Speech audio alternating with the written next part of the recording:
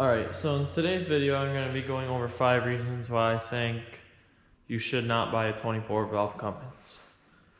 Well, obviously number 1, this isn't really a big shocker probably to a lot of people, but an automatic transmission is probably one of the number 1 reasons in my opinion. I feel like they have a lot of first to second gear shift issues, second to third, third to fourth. It all depends on the transmission, but like the bands burning up, and too much towing, wear and tear, whether it be from burnouts, abuse, like I said, towing.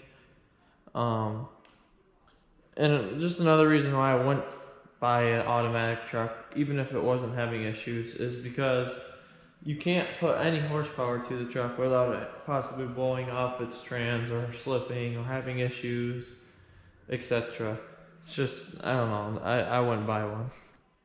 So another reason I wouldn't buy a second gen Cummins, well, I guess maybe be a little more cautious. I wouldn't say this is a reason why I wouldn't buy one, but lift pumps in these trucks are very common to go bad.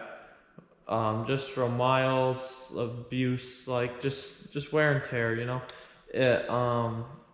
They basically like burn out and they take a crap, and then it can take out your injection pump, you know, the VP44. And then it just leaves you with more and more problems. So even if your truck didn't have a problem with your lift pump, so let's say like you just bought a truck and the lift pump and it was fine, but it was stock, I would recommend getting like a Raptor fast air dog something. This truck on it has a fast on it, but I would buy one. If it didn't need one and did need one, I would probably go with a fast, because you can rely on the reliability of the aftermarket pumps more than a stock pump, I feel like. Watch your fuel pressures and all that stuff.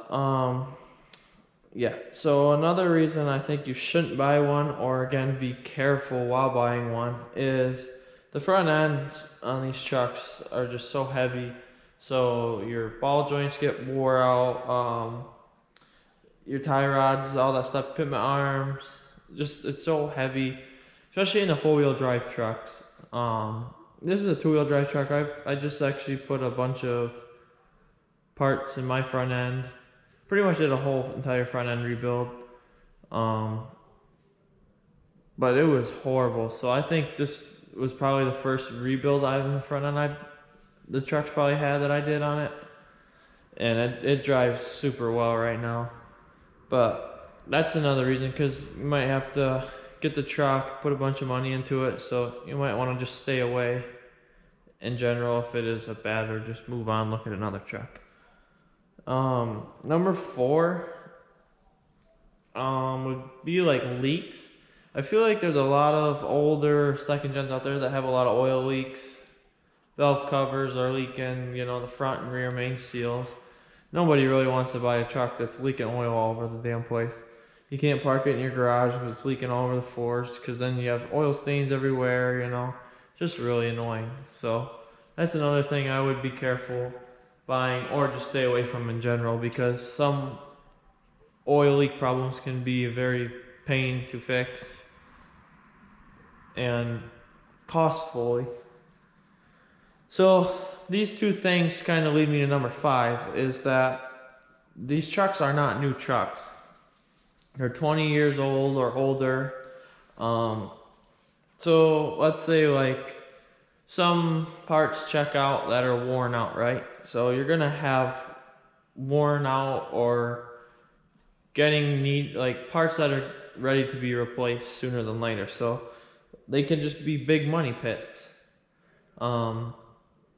You know, you might want to make the cab a little quieter inside because they're not insulated very well, so you gotta do that. And then the radio sucks, so now you gotta get a $500 radio and speakers, and then I don't know, maybe you want some wheels and tires, which that's not really against this truck, but this is another thing. Also, like the headlights and stuff on these trucks are horrible, so maybe you want to get some headlights, or like your exhaust is getting rusty if you live upstate, so you're gonna have to buy a new exhaust. Like, there's just a lot of problems with older trucks if they've not been fixed. So that's just a couple things to look out for, I guess. Not necessarily, like I said, buy, but just look out for when buying a second gen Cummins, in my opinion.